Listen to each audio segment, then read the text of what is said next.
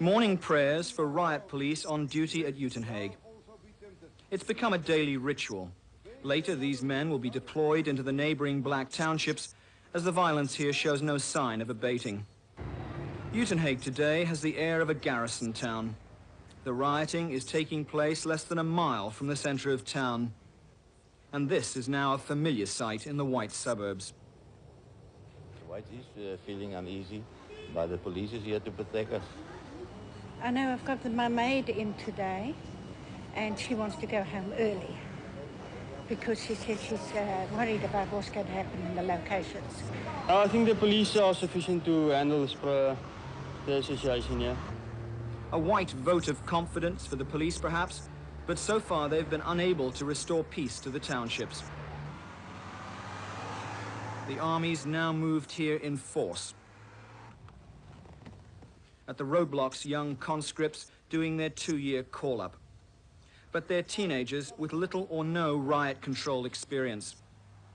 And these are the men that will be first deployed if there's trouble tomorrow. Just some of the 500 riot-tested black police bussed in from 1,000 miles away.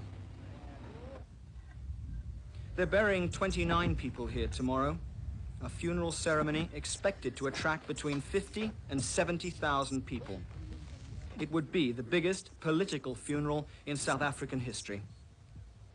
But tonight, for the families of the dead, they mourn their sons and daughters in private. By tradition, the families hold an all-night vigil over the coffins.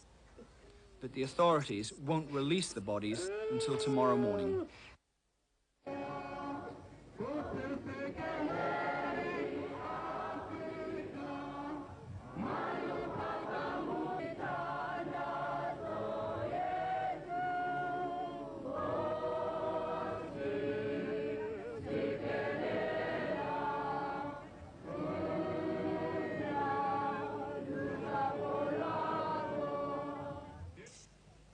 They have to use bullets. They have to use tear gas. They have to use police dogs. They have to use detention. Because there is no other way in which you can maintain an unjust situation.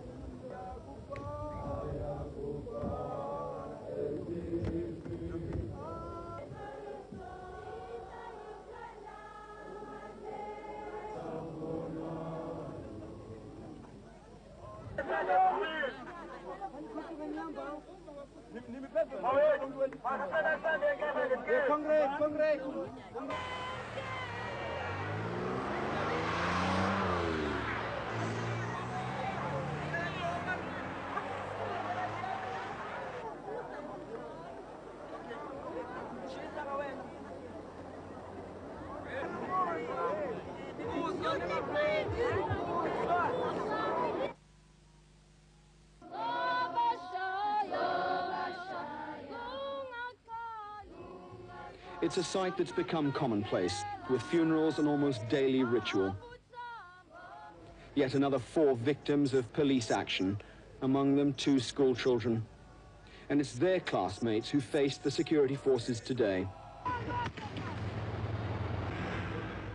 In a bid to defuse the situation, funeral organizers appealed to police to leave the township as police opened fire.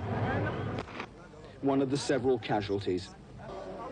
The more than 30,000 strong crowd, now virtually uncontrollable, could not be prevented from carrying on to the cemetery.